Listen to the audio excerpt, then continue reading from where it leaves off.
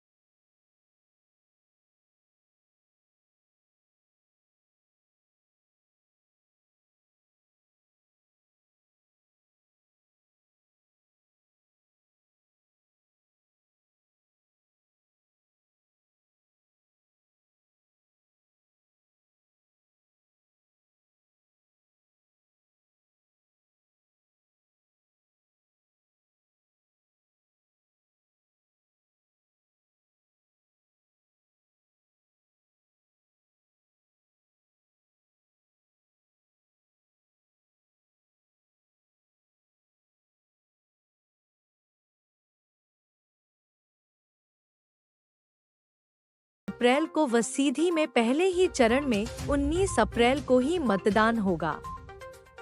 वहीं चुनाव परिणाम 4 जून को जारी होंगे।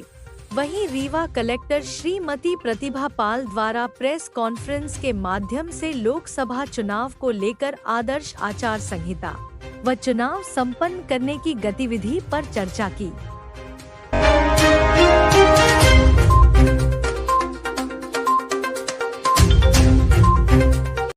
किया गया है, ऐसे लोगों को जिला बदल भी किया जा रहा है। चूंकि अपने यहाँ अभी विधानसभा निर्वाचन कंप्लीट हुआ है, तो चूंकि ये 6 महीने के आदेश रहते हैं, तो अभी बहुत सारे आदेश जो विधानसभा निर्वाचन के समय जिला बदल हुए थे, वो आदेश अभी भी प्रभावी रहेंगे। उनकी तारीखें, उनकी समय सीमा भी बढ़ाई जाएगी।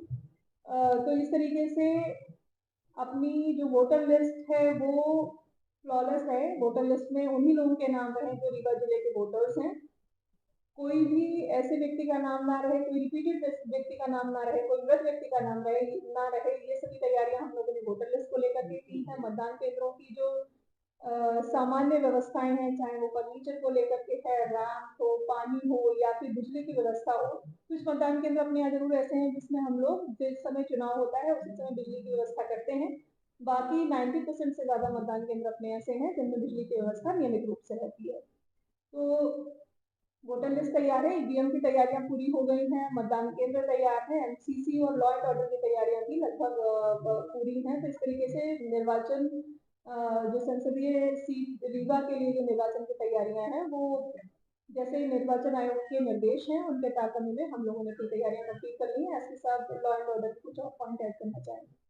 मैंने भी बताया 26 अप्रैल को हमारे यहाँ चुनाव है और लॉ एंड ऑर्डर के परिप्रेक्ष्य में कई बिंदुओं पे इसमें काम चालू हो चुका है।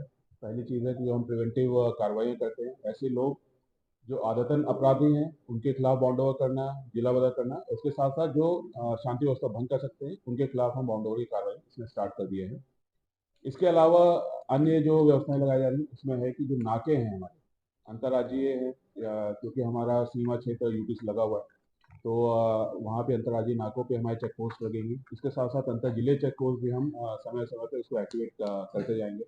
और उसके अलावा कहीं पे भी किसी प्रकार से अगर चुनाव को प्रभावित करने की कोशिश की जाएगी तो उसके लिए हमारे एसएसटी टीम जो होती है, स्टैटिक सर्विलांस टीम, जिसमें एक मजिस्ट्रेट और पुलिस की टीम रहती है, उसके साथ साथ फ्लाइंग स्क्वाड टीम्स भी हमारी रहेंगी, जिसमें भी मजिस्ट्रेट और पुलिस की टीम रहेगी। वो भी लगातार भ्रमण और या फिर स्थापित निगरानी वो करेंगे और कहीं पे भी किसी प्रकार से अवैध तरीके से चुनाव को प्रभावित किया जाएगा तो उसके खिलाफ उसमें कार्रवाई की जाएगी।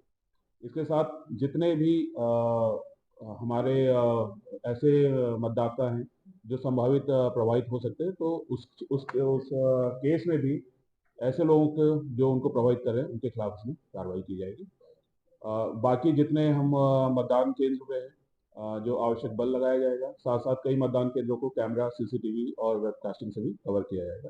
तो ये सारी पूरी एक पूर्ण रूपेण इसमें व्यवस्था बनाई जाएगी। जैसे विधानसभा चुनाव पूरी तरह से शांति और फ्री एंड फेयर कराए गए थे, वैसे इसको भी कराया जाएगा। संवेदनशील में क्या क्या चीजें कैसे उसको बनाएंगे? संवेदनशील और अति संवेदनशील को चिन्हित किया गया है। संवेदनशील जो भी मतदान केंद्र है वहाँ पे एक्स्ट्रा बल भी रहेगा, जो सीएपीएफ हमको मिलता है या बाहर से बल मिलता है, उसका एक्स्ट्रा डिप्लॉयमेंट इन संवेदनशील मतदान केंद्रों पे रहता है। और इसके साथ साथ वहाँ पे हम कोशिश करेंगे कि टेक्निकल माध्यम से भी उसका कवरेज रहेगा, या तो वीडियो कैमरा होंगे या सीसीटीवी ऑपरेटर होगा, और या फिर वहाँ पे वेबकास्टिंग होगी। तो ये सारी चीज़ें भी उसमें लगाई जाएंगी ताकि इस प्रकार के मतदान केंद्रों को कवर किया जा सके और सारी गतिविधियों पे निगाह रखी जा सके। अभी बल अलॉटमेंट जारी है, और जो पिछली बार का अंदेशा है कि इस बार हमारे पास भी 14-15 कंपनियों का अलॉटमेंट होगा।